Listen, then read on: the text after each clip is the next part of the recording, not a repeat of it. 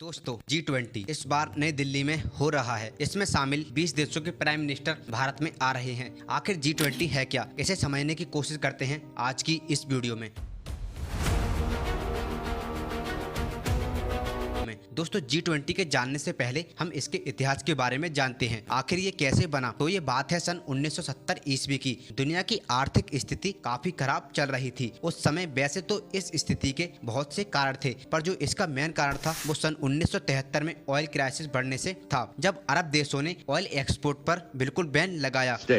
We are heading toward the most acute shortages of energy since World War II.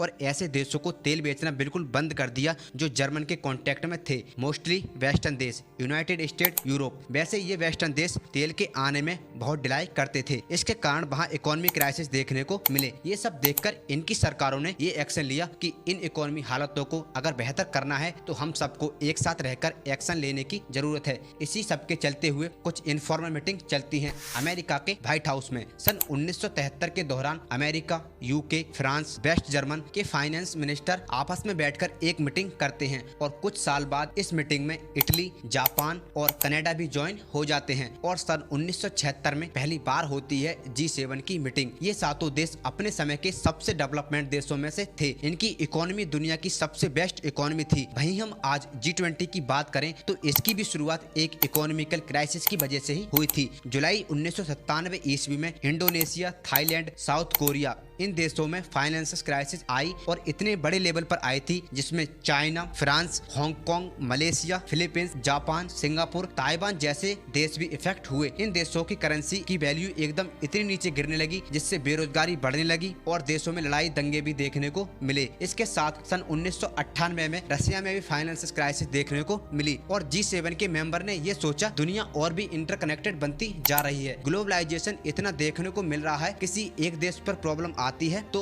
उसका असर बाकी देशों पर भी पड़ता है। वहीं 26 सितंबर 1999 में G7 की मीटिंग के दौरान शुरुआत हुई G20 की। वैसे इस G20 में डेवलपमेंट कंट्री तो रहेंगी ही, पर ये सवाल है G20 में किन किन देशों को रखा जाए और किन किन देशों को नहीं रखा जाए। सबसे पहले तो ये क्राइटेरिया होता है जो G7 के मेंबर हैं वो तो रहेंगे ही, पर ये साथ में देखा जाता है कि दुनिया के सबसे बड़े देश कौन से हैं, किसकी सबसे ज्यादा बड़ी इकोनॉमिक्स है। इसके सोर्सेस पर India, China, Brazil, south Africa को भी रख लिया जाता है। G20 में फिर से ये देखा जाता है कि रिलीजन पावर किसकी ज्यादा है, वो ही रखे जाते हैं। वैसे इस G20 में 19 देश और एक यूरोपियन यूनियन है। वैसे हम ये कह सकते हैं कि ये 20 देश दुनिया के सबसे बड़े देश हैं हर फील्ड में, जैसे इकोनॉमी सबसे ज्यादा, मिलिट्री सबसे ज्यादा, जनसंख्या सबसे ज्यादा, वो ही शामिल है इसमें। वैसे ये G20 ट्रॉय का सिस्टम के आधार पर चलता है, जिसमें करंट प्रेसिडेंट, पिछले साल का प्रेसिडेंट और आने वाले साल का प्रेसिडेंट इसमें शामिल होता है। इससे पहले इंडोनेशिया में हुई ये मीटिंग, अब की बार इंडिया में और 2024 में ब्राजील में होगी ये मीटिंग। हर साल ये नए देश में होती है। सिर्फ अमेरिका में ही 2 बार हुई है ये मीटिंग, 2008 में और फिर 2009 में। उसके बाद ये हर देश को एक एक करके बारी मिली है। 2009 से स्टार्ट करें तो UK, Canada, south Korea, France, Mexico, Russia, Australia, Turkey, China, Germany, Argentina, Japan, south Arabia, Italy, Indonesia और 2023 में इंडिया। वैसे इस मीटिंग में सिर्फ 2 ही देश बचे हैं, 2024 में ब्राजील और 2025 साउथ अफ्रीका में होगी। फिर ये उसके बाद 2026 में अमेरिका में होगी। अगर ये सारणी इसी प्रकार चलती रही तो अगली बार G20 मीटिंग इंडिया में 2042 में होगी। और ऐसा बिल्कुल भी नहीं है कि इस G20 मीटिंग में सब देशों के प्राइम मिनिस्टर ही आते हैं, नहीं। इस बार नई दिल्ली में हो रही G20 मीटिंग में चाइना के प्राइम मिनिस्टर शामिल नहीं होंगे और वहीं Russian prime minister Vladimir Putin भी इस मीटिंग में नहीं आएंगे, क्योंकि उनके खिलाफ अरेस्ट वारंट जारी है, क्योंकि रशिया ने यूक्रेन के देश को इन्वेक्ट किया है। वहीं आप सोच रहे होंगे कि G20 की मीटिंग तो सिर्फ 1-2 दिन ही चलती है, तो इतने बड़े देशों की क्लाइमेट चेंज की बात कैसे हो सकती है। ऐसा नहीं है दोस्तों, ये मीटिंग प्राइम मिनिस्टर के अलावा भी जैसे मिनिस्टर इन 20 देशों के finance minister, health minister, agriculture minister meeting करते हैं। और इन सब के अलावा भी जैसे B20, C20, W20,